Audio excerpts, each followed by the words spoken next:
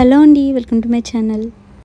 ఎప్పుడు చేసుకునేలా కాకుండా కొంచెం డిఫరెంట్గా చికెన్ ఫ్రైని అయితే ఈ విధంగా చేసి చూడండి. చాలా బాగుంటుందండి. డైరెక్ట్గా అన్నంలోకి కూడా మనం కలుపుకోవడానికి చాలా బాగుంటుంది. అలాగే మనకి సాంబార్లో కూడా సైడ్ డిష్ లాగా సూపర్గా ఉంటుందన్నమాట.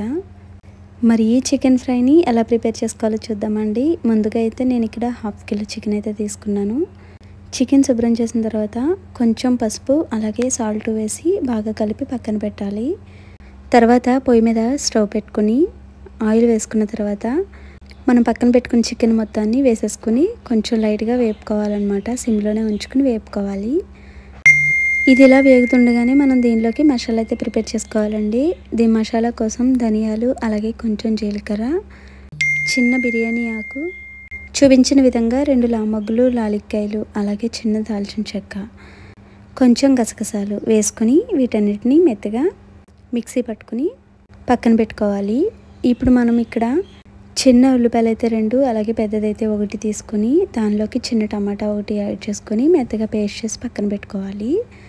ఇప్పుడు చికెన్ బాగా వేగింది కదండి. ఇప్పుడు దీనిలోకి మిక్సీ పట్టుకున్న ఆనియన్ పేస్ట్ ఏదైతే ఉందో అది మొత్తం కూడా యాడ్ చేసేసుకోవాలి.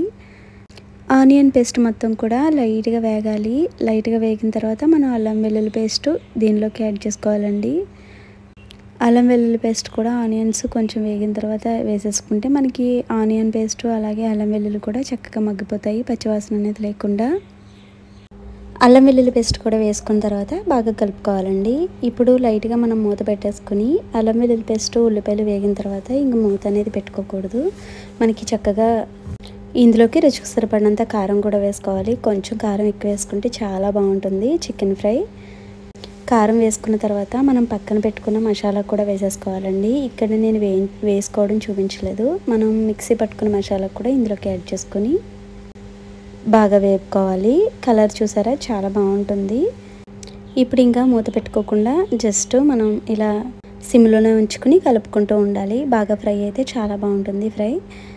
ఇప్పుడు లాస్ట్గా మనం ఫ్రై దింపే ముందు పచ్చిమిర్చి అలాగే కరివేపాకు యాడ్ చేసుకొని స్టవ్ ఆఫ్ చేసేయడమే. 2 మినిట్స్ అయితే వేగనిచ్చి స్టవ్ ఆఫ్ చేసేస్తే సరిపోతుందండి. కరివేపాకు వేసుకుంటే చాలా బాగుంటుంది కొత్తిమీర కన్నా. ఖచ్చితంగా అయితే మీరు కూడా ఈ రెసిపీని అయితే ట్రై చేయండి, చాలా బాగుంటుంది. సింపుల్గా చేసుకోవచ్చు. అలాగే కొంచెం కలుపుకోవడానికి లైట్ గ్రేవీతో అలాగే మనకి సాంబార్లోకైనా దేనిలోకైనా మంచి కాంబినేషన్ అయితే ఉంటుందండి. అంతేనండి, మనకి చికెన్ ఫ్రై అయితే రెడీ అయిపోయినట్టే. వేడివేడి రైస్లోకి దీన్ని సర్వ్ చేసుకుంటే చాలా బాగుంటుంది. చూసారు కదండి చికెన్ ఫ్రై ఎలా వచ్చిందో.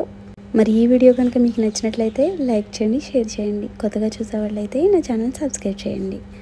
Thanks for watching.